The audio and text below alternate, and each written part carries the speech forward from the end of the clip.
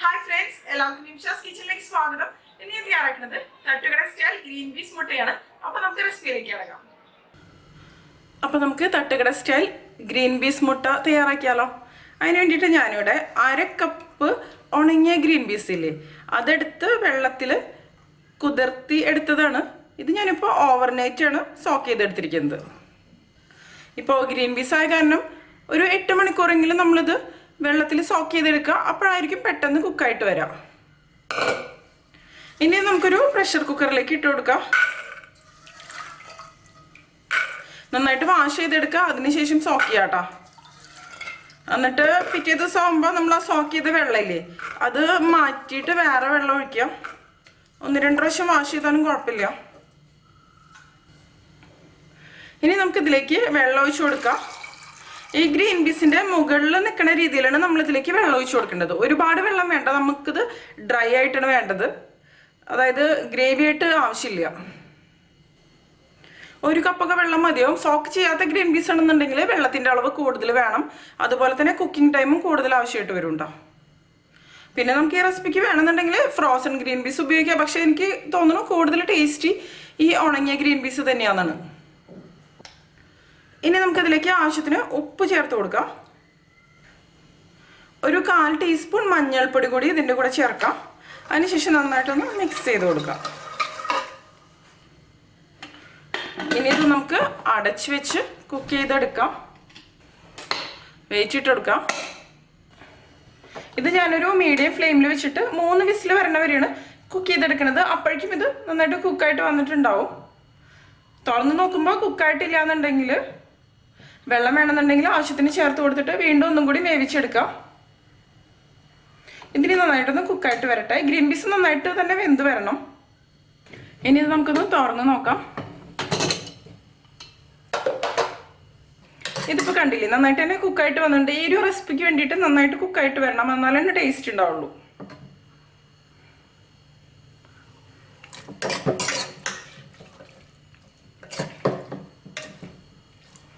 ഇതിലിപ്പോൾ കുറച്ച് വെള്ളമുള്ളൂ, അത് കുഴപ്പമില്ല. നമുക്കത് ഡ്രൈ ആക്കി എടുക്കാം. ഒരുപാട് വെള്ളമൊന്നുമില്ല. ഇനി നമുക്കൊരു കടായി എടുക്കാം. കടായി ചൂടാകുമ്പോൾ നമുക്കിതിലേക്ക് ഓയിൽ ഒഴിച്ച് കൊടുക്കാം. ഇപ്പോൾ ഓയിൽ നന്നായിട്ട് ചൂടായിട്ട് വന്നിട്ടുണ്ട്. നമുക്കിതിലേക്ക് ഇനി 1.5 ടീസ്പൂൺ ഇഞ്ചി ചെറുതായിട്ട് മുറിച്ചത് ഇട്ട് കൊടുക്കാം. നന്നായിട്ടൊന്ന് ഇളക്കി കൊടുക്കാം. ഈ ഇഞ്ചിന് ചെറുതായിട്ടൊന്ന് ഫ്രൈ ആയിട്ട് വരട്ടെ. ഇനി നമുക്കിതിലേക്ക് 1 സവാള ഇതുപോലെ ചെറുതായിട്ട് മുറിച്ചത് ഇട്ട് കൊടുക്കാം. ചെറിയ സവാള എന്നുണ്ടെങ്കിൽ 2 എണ്ണം ഉപയോഗിക്കാം കേട്ടോ. നന്നായിട്ടൊന്ന് ഇളക്കി കൊടുക്കാം. ഇനി സവാളയിലേക്ക് ആവശ്യത്തിന് ഉപ്പ് ചേർത്ത് കൊടുക്കാം. നമ്മൾ നേരത്തെ ഗ്രീൻ പീസിൽ ഉപ്പ് ചേർത്തിരുന്നു. നന്നായിട്ട് വീണ്ടും മിക്സ് ചെയ്തെടുക്കാം. ഇതിൻ്റെ കൂടെ നമുക്ക് ഇതിലേക്ക് 2 തണ്ട് കറിവേപ്പില ചേർത്ത് കൊടുക്കാം.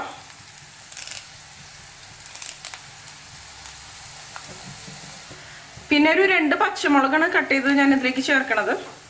പച്ചമുളകിൻ്റെ അളവൊക്കെ നമ്മുടെ ഓരോരുത്തരുടെ എരിവിനനുസരിച്ച് നമുക്ക് വ്യത്യാസം വരുത്താം. നല്ല സ്പൈസി ആയിട്ട് വേണമെന്നുണ്ടെങ്കിൽ കൂടുതൽ പച്ചമുളക് ചേർത്ത് കൊടുക്കാം. ഇനി നമ്മളിതിലേക്ക് കുരുമുളക് പൊടി കൂടി ചേർക്കുന്നുണ്ട്. അപ്പം ഞാൻ അതിനനുസരിച്ചാണ് പച്ചമുളക് ചേർത്തിട്ടുള്ളൂ.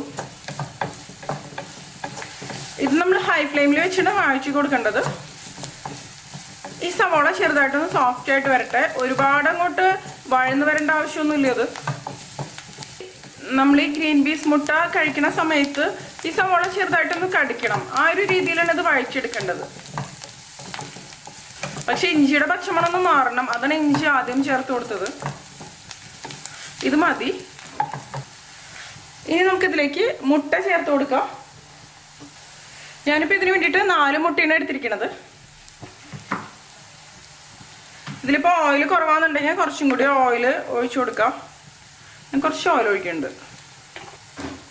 ഇനി ഇതിലേക്ക് മുട്ട പൊട്ടിച്ച് ഒഴിച്ചു കൊടുക്കാം.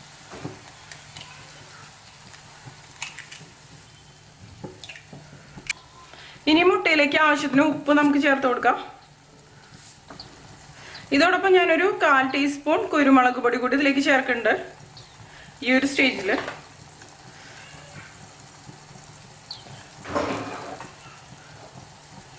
ഇനി നമുക്ക് ഇതെല്ലാം കൂടി നന്നായിട്ടൊന്ന് സ്ക്രാമ്പിൾ ചെയ്തെടുക്കാം.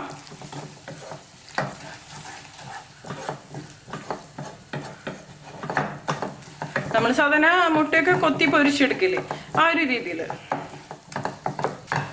ഈ ഒരു റെസിപ്പിക്ക് വേണ്ടിയിട്ട് മുട്ട അത്യാവശ്യം ഉണ്ടാവണം. നമ്മളിപ്പോൾ ഗ്രീൻ പീസ് ചേർക്കണേക്കാളും കുറച്ച് കൂടുതൽ മുട്ട ചേർക്കണം. അപ്പോഴാണ് ഇത് കഴിക്കാൻ തന്നെ ടേസ്റ്റ് ഉണ്ടാവുള്ളൂ. ഇനി നമുക്കിതിലേക്ക് ഗ്രീൻ പീസ് വേവിച്ചത് ചേർത്ത് കൊടുക്കാം.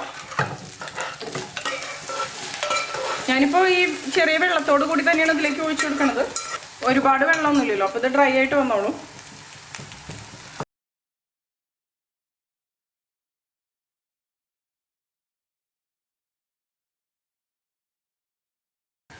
ഇനി നമുക്കിതിലേക്ക് ഒരു 1/2 ടീസ്പൂൺ ഗരം മസാല ചേർത്ത് കൊടുക്കാം. ഈ ഗ്രീൻ പീസ് മുട്ട പലരും പല രീതിയിലാണ് തയ്യാറാക്കാറ്. ചില ഏരിയയിലൊന്നും ഈ ഗരം മസാല ചേർക്കാറില്ല. ഈ വെള്ളം ഒന്ന് നന്നായിട്ട് തന്നെ ഡ്രൈ ആക്കി എടുക്കാം.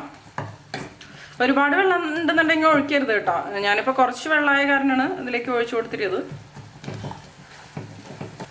എനിക്ക് ഈ ഗരം മസാലയുടെ ടേസ്റ്റ് കുറവായിട്ടാണ് തോന്നുന്നത്. ഞാനൊരു 1/2 ടീസ്പൂണും കൂടി ഇതിലേക്ക് ചേർക്കുന്നുണ്ട്. 1/2 ടീസ്പൂൺ കുരുമുളക് പൊടി കൂടി ഇതിലേക്ക് ചേർത്ത് കൊടുക്കാം. ടേസ്റ്റ് ചെയ്ത് നോക്കിയിട്ട് ഉപ്പ് പോരാന്നുണ്ടെങ്കിൽ കുറച്ചും കൂടി ഉപ്പ് ചേർക്കാം കേട്ടോ. എനിക്കിപ്പോൾ ഉപ്പൊക്കെ കറക്റ്റ് തന്നെയാണ്. ഇത് നന്നായിട്ടൊന്ന് ഡ്രൈ ആക്കി എടുക്കാം.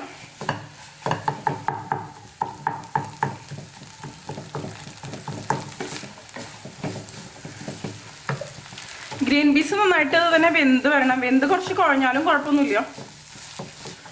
അപ്പോഴാണ് ഇതിന് ശരിക്കൊരു ടേസ്റ്റ് വരിക. പിന്നെ ചിലവർ ഇതിലേക്ക് മല്ലിപ്പൊടിയൊക്കെ ചേർത്ത് കൊടുക്കാറുണ്ട്. ഞാൻ ചിലപ്പോൾ ഉണ്ടാക്കുമ്പോൾ ആ ഒരു രീതിയിൽ ചെയ്യാറുണ്ട്. അതുപോലെ ബാക്കി വന്ന ഗ്രീൻ പീസ് കറി ഉപയോഗിച്ചും നമുക്കിത് ചെയ്യാൻ പറ്റും. ബാക്കി വന്ന ഗ്രീൻ പീസ് കറി, അതായത് ഗ്രേവിയോട് കൂടി കറിയാണെന്നുണ്ടെങ്കിൽ ഗ്രേവി കുറച്ച് തിക്കാക്കി എടുക്കുക. അതിനുശേഷം നമുക്ക് ഈ സെയിം പ്രൊസീജിയർ അതിൽ ചെയ്യാം. ഞാൻ ഈ ഗ്രീൻ പീസ് ചെറുതായിട്ടൊന്ന് ഉടച്ചെടുക്കുകയാണ്. എല്ലാം അല്ല, കുറച്ച് പോർഷൻ മാത്രം. ഈ മുട്ടയും ഗ്രീൻ പീസും കൂടി നന്നായിട്ടൊന്ന് കമ്പൈൻ ആയിട്ട് വരണം. അപ്പോഴാണ് ടേസ്റ്റ് ഉണ്ടാവുക. മസാലകളൊക്കെ ഗ്രീൻ പീസിലേക്ക് നന്നായിട്ട് പിടിച്ച്, അതിനാണ് ഞാൻ ഇതുപോലെ ഒന്ന് ചെയ്ത് കൊടുക്കുന്നത്.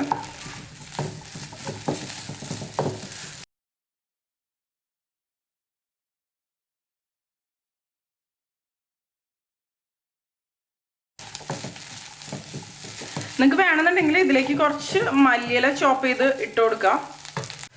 മല്ലിയിലയുടെ ടേസ്റ്റ് ഇഷ്ടമുണ്ടെങ്കിൽ മാത്രം മതി. ഞാനിപ്പോൾ കുറച്ച് എന്തായാലും ഇതിലേക്ക് ഇട്ട് കൊടുക്കുന്നുണ്ട്. ഇപ്പം എല്ലാവർക്കും മല്ലിയില ഇഷ്ടപ്പെടണമെന്നില്ലല്ലോ. അത് അവസാനം ഇട്ട് കൊടുത്താൽ മതി, എല്ലാം റെഡി ആയതിനു ശേഷം. അതിനുശേഷം ഇത് നമുക്ക് നന്നായിട്ടൊന്ന് മിക്സ് ചെയ്ത് കൊടുക്കാം. അപ്പം നമ്മുടെ തട്ടുകട സ്റ്റൈൽ ഗ്രീൻ പീസ് മുട്ട റെഡി ആയിട്ടുണ്ട്. ഞാൻ ഫ്ലെയിം ഓഫ് ചെയ്ത് കൊടുത്തു. അതുപോലെ നമ്മൾ കഴിക്കുന്ന സമയത്ത് ഇതിൻ്റെ മുകളിൽ കുറച്ച് സവാള കട്ട് ചെയ്തത്, തക്കാളി ചെറുതായിട്ട് കട്ട് ചെയ്തത്, അതുപോലെ തന്നെ സേവ് ഇല്ലേ, അതായത് മിക്സ്ചറിലൊക്കെ ഉണ്ടാവില്ലേ നീളത്തിലൊരു സംഭവം, അതൊക്കെ ഇട്ട് കൊടുക്കുകയാണെങ്കിൽ കുറച്ചും കൂടി നല്ല ടേസ്റ്റി ആയിരിക്കും. അതുപോലെ കുറച്ച് മല്ലിയില മുകളിൽ വേണമെന്നുണ്ടെങ്കിൽ ഇടാം. ഇത് നമുക്ക് തന്നെ കഴിക്കാം, ഒരു സ്നാക്കായിട്ട്. അല്ലാന്നുണ്ടെങ്കിൽ നമുക്ക് ചോറിൻ്റെ കൂടെ ഒരു കറി പോലെ കഴിക്കാം. അല്ലാന്നുണ്ടെങ്കിൽ ചപ്പാത്തിയുടെ കൂടെയോ അങ്ങനെ നമുക്ക് ഇഷ്ടമുള്ള ഏത് രീതിയിൽ വേണമെങ്കിലും കഴിക്കാം. ഇത് കൂടുതൽ ഇഷ്ടം സ്നാക്കായിട്ട് കഴിക്കാൻ തന്നെയാണ്.